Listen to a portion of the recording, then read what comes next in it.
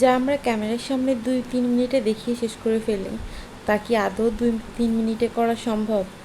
আমার এই টেবিলটা একদম ফুল ক্লিন করতে সময় লাগছে 1 ঘন্টার মতো, কিন্তু আমি তোমাদেরকে কত অল্প সময় দেখিয়ে ফেললাম। হ্যালো এভরিওয়ান, আসসালামু আলাইকুম। কী অবস্থা তোমাদের সবার? ভিডিও শুরুতেই বলে নিচ্ছি, তোমরা কে কোন জেলা থেকে ভিডিও দেখছো অবশ্যই কিন্তু কমেন্টে জানাবা।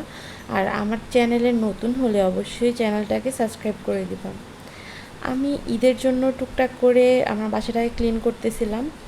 যেহেতু বাচ্চা কাচ্চা নিয়ে আমি একাই থাকি, সব কাজ একদিনে করা সম্ভব না, তাই ভাবলাম যে আজকে টেবিলটাই ক্লিন করে ফেলি। আর প্রথমেই টেবিলের উপর যতগুলো জিনিস ছিল আমি সেগুলোই একটু একটু করে সরিয়ে নিচ্ছিলাম, এরপরে ছোটো ছেলেকে সামলাচ্ছিলাম।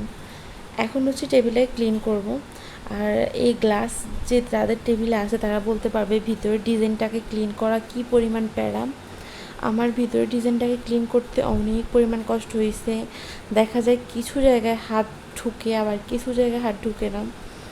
তো একটু একটু করে বা অনেকটা সময় নিয়ে টেবিলটাকে পরিষ্কার করতে হয়েছে। আর কয়েকবার মোছার পর গ্লাসটা একদম ক্লিন হয়ে গেছে। এরপর আমি আবার প্রথমের মতো করে প্রত্যেকটা জিনিস গুছিয়ে রাখতেছিলাম। এই মাঠগুলো আমি নিজেই বানাইছি বাসায় বসে বসে। আর সেগুলোকে একটু ক্লিন করে আবার টেবিলে রাখলাম। আর এই গ্লাসগুলা বা আমার নিত্য প্রয়োজনীয় জিনিসগুলো আমি টেবিলেই রাখি সবসময়। আর তোমরা একটু ভালো করে দেখলে বুঝতে পারবা টেবিলের ভিতরে কি সুন্দর করে ক্লিন হয়ে গেছে।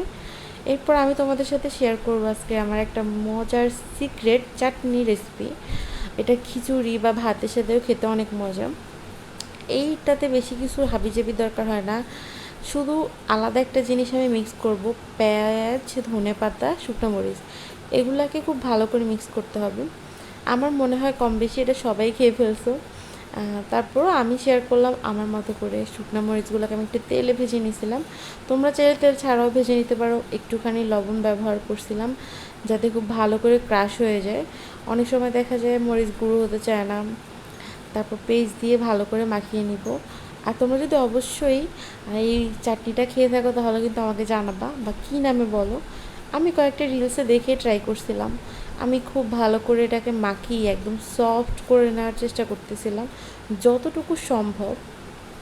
তবে একটা কথা বলবো যে আমার কাছে প্রচণ্ড পরিমাণ ভালো লাগছিলো খিচুড়ির সাথে। এরপর আমি এটার সাথে অ্যাড করতেছি জলপাইয়ের আচার। তোমরা চাইলে তেঁতুলের টকও অ্যাড করতে পারো। আর এই আচারটা অ্যাড করার কারণে এটার টেস্ট একদমই চেঞ্জ হয়ে গেছে, বিশ্বাস করবা না। আমি এখানে অল্প পরিমাণে নিয়ে হাত দিয়ে খুব ভালো করে সফট করে মেখে নিচ্ছিলাম। যখন আমি ভিডিওটা দেখতেছি বা ভয়েস দিতেছি তখনও আমার প্রচণ্ড লোভ লাগতেছিল আবার খাওয়ার জন্য। আমি তো বাসায় আবার ট্রাই করব।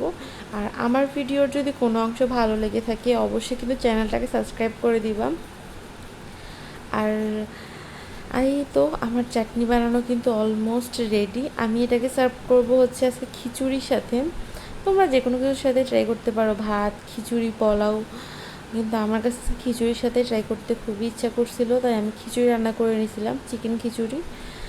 আর এটা আমার কাছে এত পরিমাণ মজা লাগছে, এই ভিডিও দেখার পর আসলে আমার কথা বলার ভাষায় হারাই ফেলছি।